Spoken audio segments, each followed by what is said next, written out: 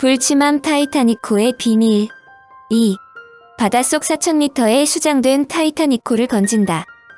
타이타닉호는 빙산과 충돌하여 많은 사람들이 사망한 것으로 유명하지만 타이타닉호에 수많은 보물이 있다는 것 역시 호사가들의 관심거리였다.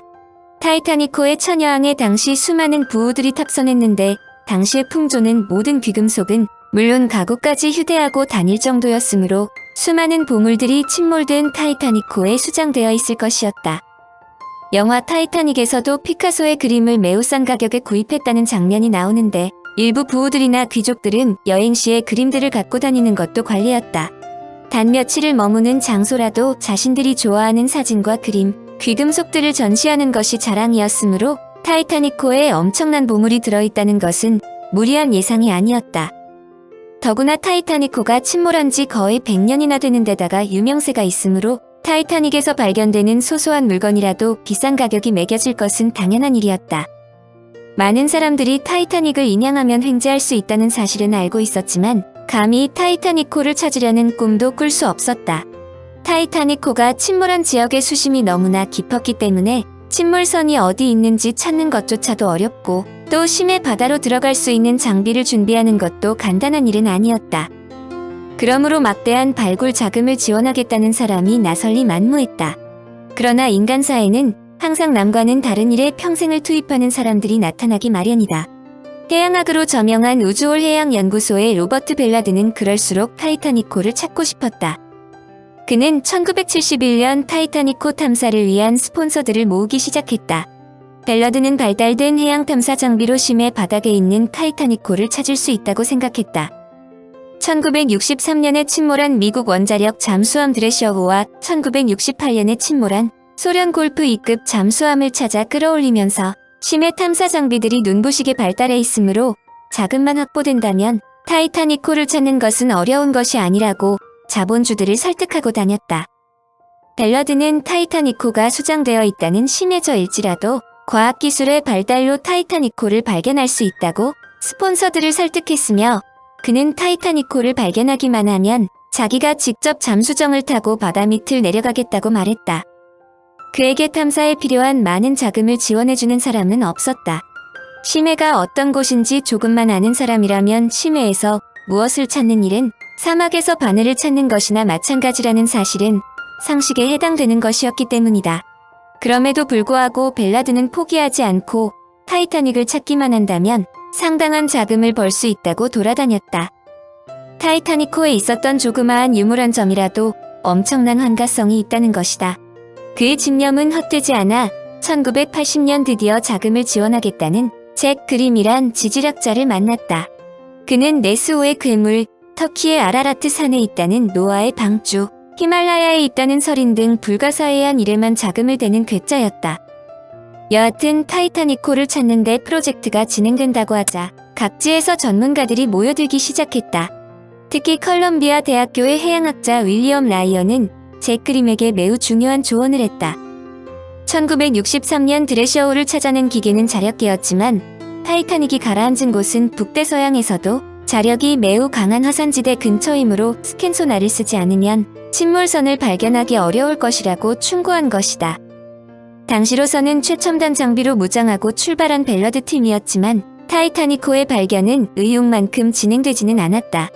벨라드를 비롯한 탐사팀은 1980년 7월 30일부터 8월 16일까지 음파 탐지기로 타이타닉호가 침몰했음 직한 바다 밑을 탐색했으나 폭풍을 만나자 실속 없이 철수했고 1981년과 1983년에도 기후 때문에 실패했다.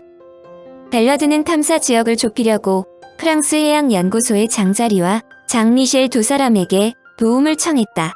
미셸과 벨라드는 1973년 대서양 중앙해령을 탐사할 때 함께 일한 적이 있었는데 그들은 타이타닉호의 침몰에 관해 쓰여 있는 모든 항해 일지와 기록을 참고하여 배가 침몰했음직한 장소를 1200평방킬로미터에서 20평방킬로미터로 축소했다. 이때 벨라드에게 희소식이 들어왔다. 미 해군에서 타이타닉호를 찾는데 필요한 경비로 $22만 달러를 지원하겠다는 것이었다. 미국이 그의 탐사를 지원한 것은 사실 군사적 필요 때문이었다. 당시 미 해군은 심해 탐사용 잠수정을 개발했는데 타이타닉호가 가라앉은 바다의 깊이가 3,900m나 되므로 새로운 원격 조종 탐사 장비를 시험해볼 좋은 기회라 여겼다. 1985년 7월 11일부터 8월 7일까지 벨러드 일행이 탄 느시르와 호는 긴 쇠줄 끝에 또아송이라고 불리는 음파 탐지기를 매달고 바다 밑을 뒤졌지만 아무것도 찾지 못했다. 8월 13일 벨러드와 미셸은 우주홀 해양연구소가 보낸 탐사선 노르호로 갈아타고 다시 탐사를 시작했다. 이번에는 이 연구소가 새로 만든 잠수정 아르고호를 이용하기로 했다. 아르고란 그리스 신화에서 영웅 야손 일행이 황금양을 찾아 나설 때 탔던 배 이름이다. 아르고호는 자동차만한 크기로 썰매 모양을 했는데 강력한 음파 탐지기와 탐조 등 고성능 카메라를 갖추고 있었다. 아르고호는 6,000m 깊이에서도 활동할 수 있는 잠수정이므로 탐사팀원들은 노르호에서 위험을 전혀 느끼지 않고 아르고호를 조종했다. 그러나 타이타닉호는 벨러드가 노르호를 돌려주어야 하는 며칠 전까지도 모습을 드러내지 않았다. 또다시 탐험 장소의 일기가 나빠지기 시작하여 풍속은 40노트, 파도는 4m 넘게 솟구칠 정도였다. 그럼에도 불구하고 탐험팀은 24시간 내내 탐사 장비에 매달렸다. 9월 1일 0시 30분 타이타닉호는 갑자기 탐사팀에게 모습을 드러냈다. 석탄과 긴 파이프 같은 것이 스크린에 나타난 것이다. 타이타닉호가 발견된 곳은 정확하게 북위 41도 46분 서경 50도 14분이다. 아르고호는 심해 3,900m에서 쉴 새 없이 타이타닉호를 맴돌며 사진을 찍어 모니터로 전송했다. 포도주병, 매트리스, 전신기, 마스트, 갓 등이 모습을 드러냈지만 이상하게도 배의 앞부분만 보였지 뒷부분이 보이지 않았다. 타이타닉호가 두 동강났다는 믿을 수 없다고 여겨졌던 타이타닉호의 목격자, 즉 생존자들의 증언이 확인되는 순간이었다. 1986년 7월 14일 2차 탐사가 시작되었다. 벨러드는 탐사선 애틀란티스 2호에서 잠수정 엘비노로 갈아탔다. 엘비노는 6,750m까지 내려갈 수 있는 성능을 갖고 있었고 1960년 이후 지금까지 100개가 넘게 만들어진 유인 잠수정 가운데 가장 뛰어난 성능과 업적을 자랑하고 있었다. 벨러드를 비롯한 과학자 3사람은 엘비노와 75m 사슬로 연결되어 있는 제이슨 주니어라는 로봇을 원격 조종해 타이타닉호의 기단 통로를 따라 선실로 들여보냈다. 로봇에 장착된 특수 카메라가 선실 안모습을 구석구석 찍었다. 카메라는 높은 수압과 짙은 어둠 속에서도 실내를 선명하게 찍었다.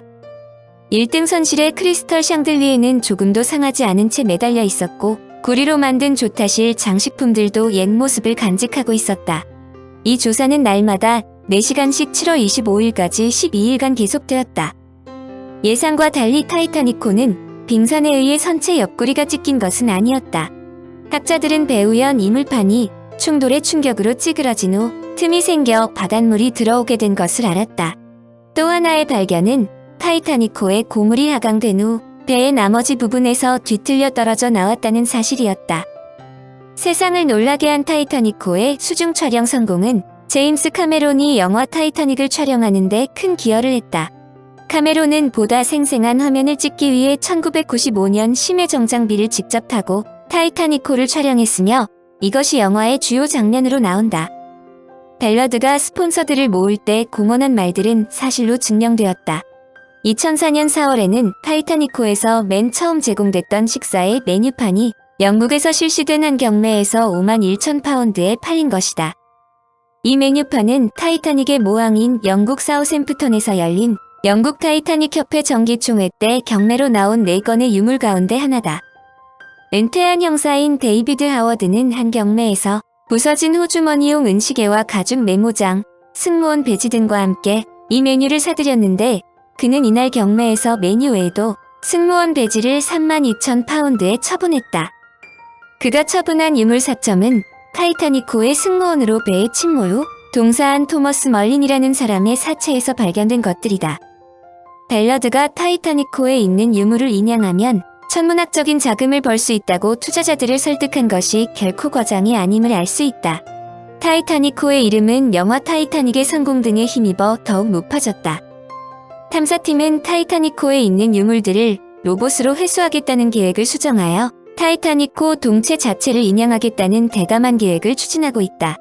한편으로는 침몰한 타이타닉호와 똑같은 대형 여객선을 건조하겠다는 계획도 진행되고 있다. 1995년에 출시된 제임스 카메론의 영화 타이타닉은 사상 최고의 흥행작 중 하나인데 이때 맹활약한 것이 ROV인데 이 로봇은 스놉독으로 다루기 매우 어려웠다. 그래도 전문가들의 노력으로 난파선 안으로 들여보내 타이타닉의 화려한 장식들을 촬영할 수 있었다. 웬만하면 여기에서 만족하겠지만 제임스 카메론은 영화가 완성된 후 보다 정확하게 타이타닉호를 관찰하기 위해 첨단 ROV 2대를 새로 확보했다. 이 장비로 1등선실, 1등실 로비와 식당, 3등선실, 휴게실, 선창 그리고 무선통신실 등을 촬영했다. 타이타닉은 천여항해에서 침몰했기 때문에 내부를 찍은 사진이 많지 않았다. 그러므로 외부에 발표된 타이타닉호의 내부 사진들은 거의 대부분 자매호인 올림픽호의 것이다. 방음장치가 된 무선통신실의 무선 장비들도 살아남았다. 라이프 스위치는 젊은 무선통신기사 헤럴드 브라이드와 조나단 필립스가 조작해둔 위치 그대로다. 갑판 위로 물이 밀려들자 두 사람이 무선통신실을 버리고 떠나기 전날 밤 두 사람이 수리했던 변압기도 발견됐다. 두 무선기사는 규율을 어기면서까지 변압기를 수리해 최대 출력으로 맞춰놓았다. 이 덕에 712명의 목숨을 건질 수 있었다는 뜻이다.